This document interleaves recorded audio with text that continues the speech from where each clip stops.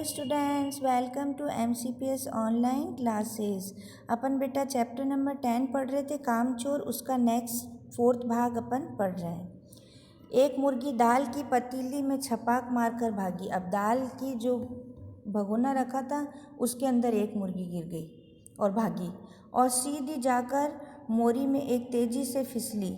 अब जैसे मोरी मतलब बेटा वो नाली होती है ना, उसमें जाके फिसली, तेज़ी से दौड़ती भी गई तो सारी कीचड़ मौसी जी के मुंह पर पड़ी। अब मौसी जी बैठी थी, मौसी जी मतलब बेटा पता है खाला, खाला बैठी थी, मासी बैठी थी, उनके मुंह पे जाके पड़ी, जो बैठी हुई हाथ मुंह धो रही थी। इधर सारी मुर्गियाँ बैनकेल का ऊँट बनी चारों तरफ दौड़ रही थी। अब सारी मुर्गियाँ जो है ना चारों तरफ इधर से उधर दौड़ रही थी, एक भी दड़बे में जाने को राजी न थी।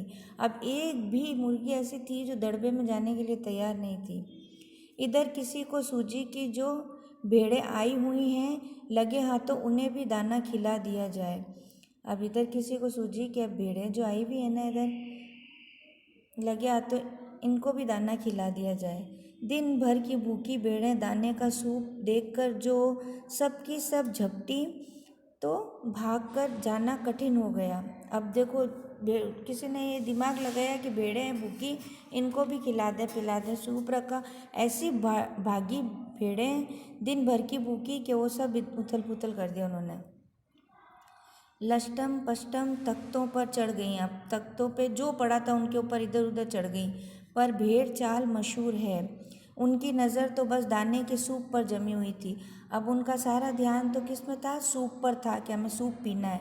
पलंगों को फलांगती बर्तन लुढ़काती साथ साथ चढ़ गईं। अब बर्तन इधर उधर लुढ़काए, पलंगों को फलांगती भी दौड़ गई। तखत पर बानी दीदी का दुपट्टा फैला हुआ था। दीदी है एक बानी दीदी, उनका दुपट्टा फैला हुआ था जिस पर गोखरी, चंपा और सलमा सितारे रखकर बड़ी दीदी मुगलानी बुआ को कुछ बता रही थी। अब उस पर देखो उनको काम करना था, तो मतलब सब चीज़ सितारे, सलमा सितारे वो होते हैं ना, काम किया होता है ना, तारे चीटों का सब वो रखा हुआ था, तो वो मतलब बताने वाली थी कि भाई ये करना है। भेड़ें बहुत निसंकोच सबको रौंदती मैंगनों का छिड़काव करती हुई दौड़ गई। अब वो सारा दुपट्टा ख़राब कर दिया, मींगनी कर दी उसके ऊपर और उसके ऊपर दौड़ती हुई चली। सारा नया का नया दुपट्टा ख़राब हो गया उनका। जब तूफान गुजर चुका तो ऐसा लगा जैसे जर्मनी की सेना टैंकों और बमबारों सहित उधर से छापा मारकर गुजर गई हो। अब जब जैसे भेड़ों को कंट्रोल किया ना, तब तक ऐसा लगा जैसे बमबारी हुई है यहाँ पे ज़ोरदार वाली।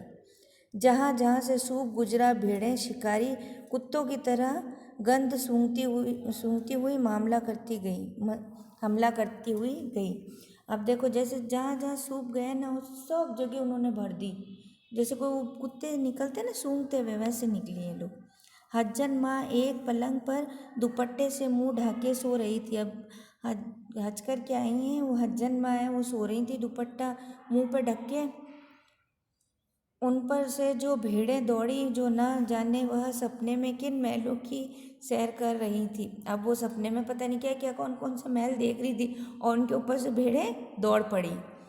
जहाँ जहाँ से सूप गुजरा भेड़ें शिकारी कुत्तों की तरह सूंघती हुई हमला करती गईं।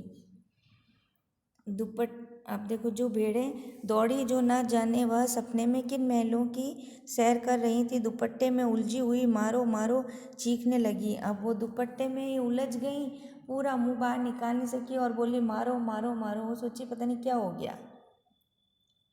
इतने में भेड़ें सूप को भूलकर तरकारी वाली की टोकरी पर टूट पड़ी। अब सूप भूल गई और तरकारी मतलब सब्जी है, तरकारी मतलब सब्जियों की टोकरी पड़ी थी उस पर टूट पड़ी, क्योंकि वो तो दिन भर की भूखी थी।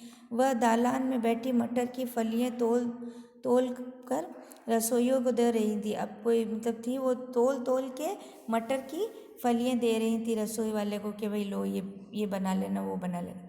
वह अपनी तरकारी का बचाव करने के लिए सीना तान कर उठ गई।